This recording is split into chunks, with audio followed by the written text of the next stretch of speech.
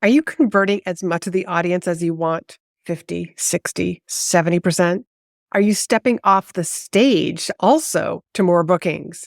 If not, you might not be using this easy tactic to use throughout your presentation and podcast interviews to get more leads, clients, and bookings. In this episode, you're going to learn exactly what my clients who routinely finish speaking and are handed business cards wanting them to speak at their event, sales calls on their calendars, and more paid speaking events than you can imagine. Let's get on to the show. Are you a coach, consultant, or service provider who's frustrated with the growth of your business? You're in the right place. I'm your host, Laurie-Ann, and you're listening to Be in Demand, where I talk about how to leverage speaking opportunities to grow your business, get positioned as the expert, and monetize your expertise. Let's get on to the show. Well, welcome back to the second part of the Selling from the Stage series. Last week, we dove into you because you are the most important part of any sales call, any sales transaction. If we don't get you right, then the audience or your prospect, they're going to feel that disconnect with what you're saying and your body language and your confidence. And we want to make sure that you're ready to show up and believe in what you are selling. So if you haven't listened to episode 230, I want to encourage you to make sure that you put that on your play next list. But this one, we are going to be talking about different things that you can be saying and injecting in your next speech, in your next interview that will get you more spin-off business. My goal with all of my clients and all of my students is for them to step off the stage, whether that's the in-person stage or that's the virtual stage, is that they step off to more business, to spin off business.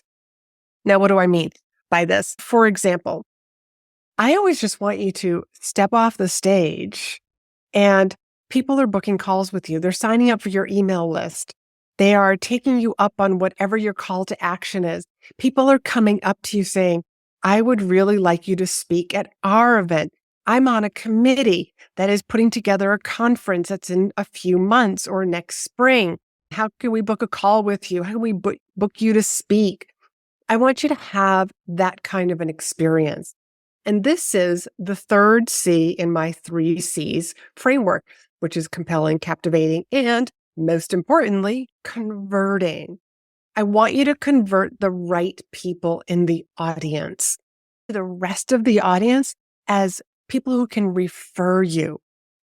Let's talk more about how you can convert the right people in the audience. There are lots of little magical phrases. That's what I call them. These are magical phrases that you can basically put throughout your presentation and your interview.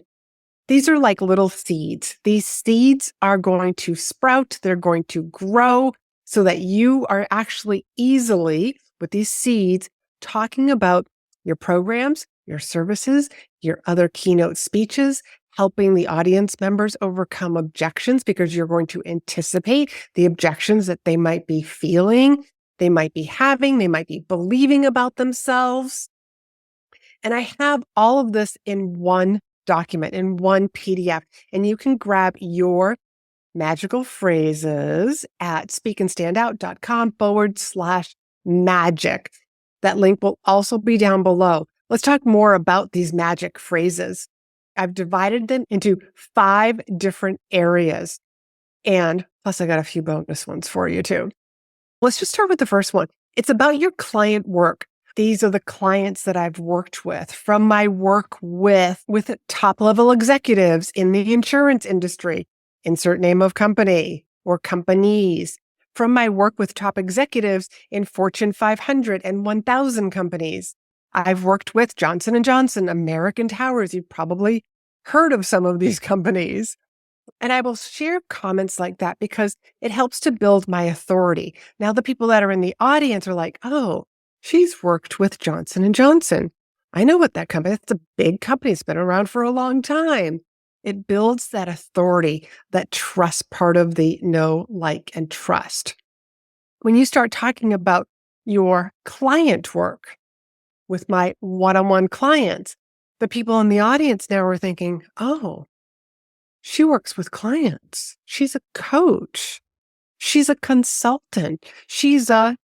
And she takes on, you start to plant these seeds in your presentation so that the audience is starting to learn more and more about what you do and how you help people. Another way that you can talk about your client work is with case studies. And one of the things that you're going to realize when you download the magic phrases is that I give you examples and I explain to you why this works, what it's for. And so it's super easy for you to change it in your voice and use your words, your programs, your clients, etc. The second section that I want you to be getting more business from is I want you to have more bookings on your calendar. Well, the only way to have more bookings on your calendar is for the audience to know that you have other speeches, that there are other topics that you speak on. So, for example, you want to cross-promote your keynotes. So let's say I am speaking to an audience talking about how to get booked in the 7,500 speaking events that are happening today. So I'm talking about public speaking and how that public speaking is really good for coaches, consultants, small business owners.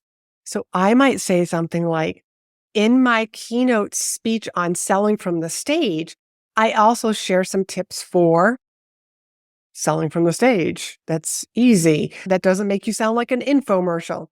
And the people in the audience are like, oh, she's got another speech. So if your meeting planners are hearing this, they're like, maybe we should have her come back in a couple of months and give that presentation. And if you have a very sexy, provocative title, that's what I like to call it. You want your titles to be sexy and provocative in the sense of we want them to be like, oh, I want to hear that. I want to be in on that session. That's what I mean by having like that sexy, provocative title. Insert it. Share that in the speech. In my keynote speech, insert sexy title. You're going to have your meeting planners like, taking notes that they can hire you for something else. If you were speaking at a big conference and you're speaking in multiple times, multiple sessions, you might want to tell people like, hey, if you want to learn more about this, I'm going to be diving more into this in my breakout session this afternoon. You might tell people like, hey, I'm speaking after lunch. People that are in the audience are like, oh, I didn't know that she was going to be speaking more than once. I had no idea that she had a breakout session. I want to go attend that. I didn't have anything on my agenda except maybe to go for a walk after lunch. So what you're doing is you're promoting another session that you're doing at the conference, whether it's the same day or another day. And what that does is it invites people. And we want you to have a packed room. Packed rooms tells the meeting planners that people really like what you have to say. They like your sessions. You're more likely to get called back the following year. Or for meeting planners to talk about you to other meeting planners who are putting together other conferences. Yes, we had this particular speaker and it was a standing room only. We actually had to close the doors and send people away because fire codes. We could only have so many people in the room. You want stuff like that to happen to you as a speaker. Another way to be sprinkling in and planting these little seeds is with your programs and your services. This is going to help you sell more of those programs and services. For example, in my program, In-Demand Signature Speech, I'll just use myself as an example, we dive deeper into the authority topic because that's step 2. So let's move on to the value section and we go on, but it subtly informs the audience that you have a program. Now people are picking up their phones. They're listening a little bit more. Maybe you're going to talk more about this In-Demand Signature Speech, your program, or they're getting onto your website to find out more information about it. Here's one of my favorites.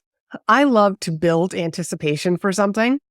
And so even though I'm talking in the middle of a presentation, I will actually say to an audience, someone remind me at the end to tell you about a free workshop, a free masterclass that I'm going to be running on this very step. So I won't dive too much into it right now. It builds curiosity and it engages the audience. And every time that I've used this, people always remind me. They said like, oh, there was something that you asked us to remind you about XYZ. They never forget. So even if you think you're going to forget, don't worry, your audience won't, because it's just part of the human brain. It's part of neuroscience. We like to check all the boxes. We want to make all the connections. So if there's this missing piece, and I've already highlighted that there's a missing piece as the speaker in the room, your audience is, we need to know what this is all about. It works really fun. And my favorite part about using this is that it allows the audience to be part of the presentation. Another seed that you can be planting is about your framework. I mean, I talk all the time about my in-demand signature speech framework, about my 3 C's lead to the 3 R's framework. And if somebody hasn't heard this, they're going to ask, well, what are the 3 C's? The 3 C's are you want your speech to be compelling, captivating, and most importantly, converting, so that your audience is the 3 R's: raving about you, remembering you, and most importantly, referring you. And also another reason why you want to talk about your framework in these lovely little phrases is because it also establishes your credibility. So for example, like in my in-demand signature speech methodology, your opening is designed to have people literally putting their phones down. Well, here are some key components of that opening. So I'm sharing with the audience that I have a framework, and that adds to my credibility. That adds to my authority. When you grab that, the magic phrases, there's also some about closing strategies. Being able to offer additional resources, which could be a lead magnet that you have, offering a 20-minute call, being available to answer people's questions somewhere like in the conference hall, a live Q&A call a couple of weeks later for anybody who wants to get on your email list and be a part of that Q&A. And you just describe it as, like, I've given you a lot of information today. I'm sure you're going to have questions when you start reviewing your notes. I am actually going to be offering a Q&A session that's going to be held in 2 weeks. So you can share with people like how they can sign up, how they can get the replay, how they can submit their questions. And it's a great way to, again, engage with the audience again after the event. And there are other ways that I have sold lots of things in the back of the room. I literally once spoke at a university and I was just on my way out the door. I was running late and I just grabbed a handful of books, knowing it was a class. It was probably going to be like no more than 50 students that were going to be there. And I said to them, I have copies of my book. I'm happy to sign them for you. I don't have a lot of them, but if I need to mail it to you, I will mail you a copy. I literally had people throw their credit cards at me, that I was picking up the cards and saying, Mary Smith, can you tell me what your zip code is? They wanted to make sure that they got one of those copies right there and then. So that was a little bit of scarcity, but it was also truth because I really did have a limited supply. Go to speakandstandout.com/magic. You will get your very own copy of this. And there are 17 different phrases, and there's also some bonuses like that scarcity one.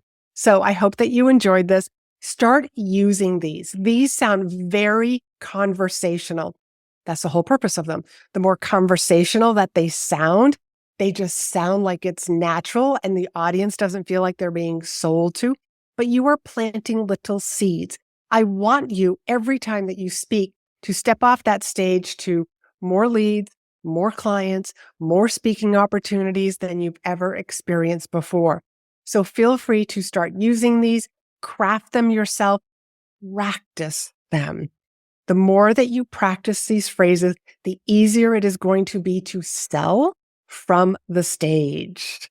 We have one more episode in this Selling from the Stage series, and we're going to be talking a little bit more about Robert Cialdini and the 6 different influences of selling, so that you influence and you sell and you have that 3rd C, which is to convert the right people that are in the audience into your offer. So till next time, be in demand.